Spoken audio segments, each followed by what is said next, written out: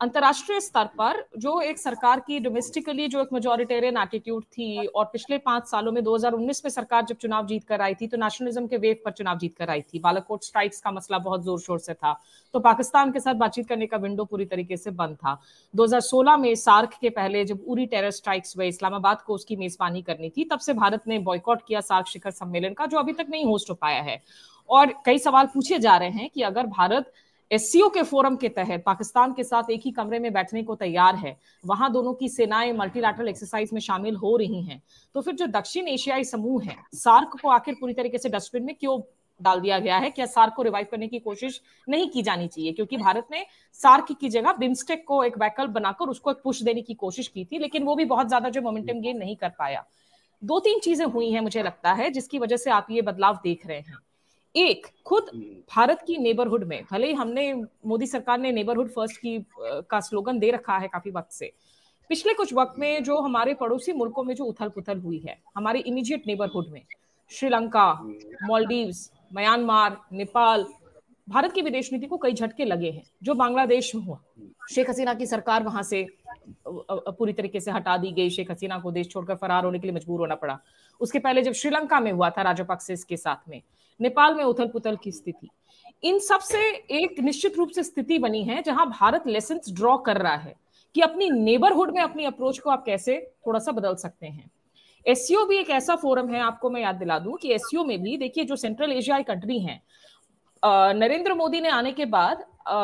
C5+1 एक तरीके से उन्होंने जो है सेंट्रल एशियाई कंट्रीज के साथ उन्होंने दौरा किया था, और उन्होंने उसको भी पुश देने की कोशिश की थी एक ऑल्टरनेट रूट के तौर पर, कि अगर पाकिस्तान भारत की जमीनी जो रास्ते हैं अफगानिस्तान तक जाने के लिए उन रास्तों को बंद करता है, हम transit routes international north south corridor के जरिए हम बनाएं, हम चाबहार पोर्ट ईरान के जरिए जो है अपने रूट्स को खोले, हम इन तमाम सेंट्रल एशिया तक ट्रांजिट के लिए रूट्स को बनाएं, तो उसको भारत काफी पुश देने की कोशिश कर रहा था। उसमें बहुत ज्यादा जो है प्रोग्रेस फिलहाल उस रेट में देखने को नहीं मिली है। लेकिन सेंट्रल एशियाई कंट्री जो एससीओ का हिस्सा हैं, वो भी चाहते थे कि वहां पे भारत एक एक्टिव रोल निभाए। खास करके ऐसे बहुत सारे देश हैं जो कंफर्टेबल नहीं है चीन की डोमिनेंस के साथ, इसे भले ही ओपनली ना कहे, उनको लगता है कि अगर चीन और भारत दोनों ही एक ऑप्शन वहां पर मौजूद हो तो ज्यादा बेहतर होगा, ना कि किसी एक देश के डोमिनेंस के साथ में।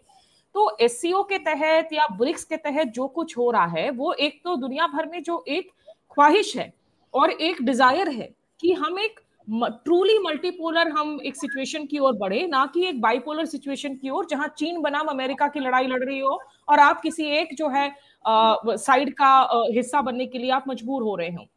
तो ये वो फोरम्स है जो नॉन वेस्टर्न है, जहां अमेरिका एजेंडा तय नहीं करता है, अमेरिका कमरे में मौजूद नहीं है। तो इसलिए इन कंट्रीज की अपील है इमर्जिंग मार्केट्स के लिए, ग्लोबल साउथ के देशों के लिए, जो डेवलपिंग इकोनॉमीज हैं उनके लिए। तो इन सब देशों में भारत को लगता है कि एक नेतृत्व का पोजीशन भारत निभा सकता है, उसकी एक भूमिका निभा सकता है। इसीलिए एससीओ में आप देख रहे हैं कि भारत ने इस्लामाबाद में होने के बावजूद वहां डॉक्टर जयशंकर जाते हैं, और बल्कि पाकिस्तान के जो उनके विदेश मंत्री हैं इसाक डार, उनके साथ बैठकर उनकी तस्वीरें भी सामने आती हैं। थोड़ी सी रिश्तों में जो है ओपनिंग अप हुआ है। तो भारत को एक तो ये भी महसूस हो रहा है कि वेस्टर्न कंट्रीज के साथ अगर आप जो तमाम रिश्ते आप गहरे कर रहे हैं, अमेरिका के साथ देखिए आप क्वाड का आप हिस्सा हैं, इंडो पैसिफिक में अहम हिस्सा है, लेकिन भारत को यह भी एहसास हो रहा है कि चीन के खिलाफ अमेरिका भारत को एक काउंटरवेट के तौर पर जरूर इस्तेमाल कर रहा है, लेकिन अमेरिका कल को किसी एस्केलेशन में भारत के साथ अगर खड़ा होगा, ऐसी कोई बात नहीं है, ऐसी कोई कॉन्फिडेंस नहीं है। तो इसीलिए आपको जरूरी है कि आपके जो इमीडिएट पड़ोसी मुल्क है उनके साथ आप रिश्तों में स्थायित्व लाएं, क्योंकि इनके साथ आप बॉर्डर शेयर करते हैं,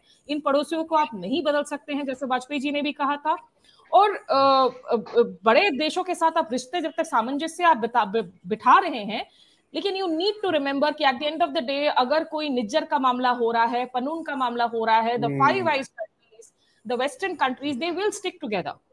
तो हेजिंग द बेट वाली जो बात होती है कि मैं फिलहाल आपके साथ तो अच्छे रिश्ते बना रहा हूं, लेकिन कल को अगर कोई बुरे दौर से गुजरूं तो उसके लिए मेरा बैकअप प्लान क्या है, मुझे लगता है वो जो रियल पॉलिटिक वाली जो रियलिज्म है उसकी तहत आप देख रहे हैं ये सारे ओवरचर्स और जेस्चर्स किए जा रहे हैं इस वक्त।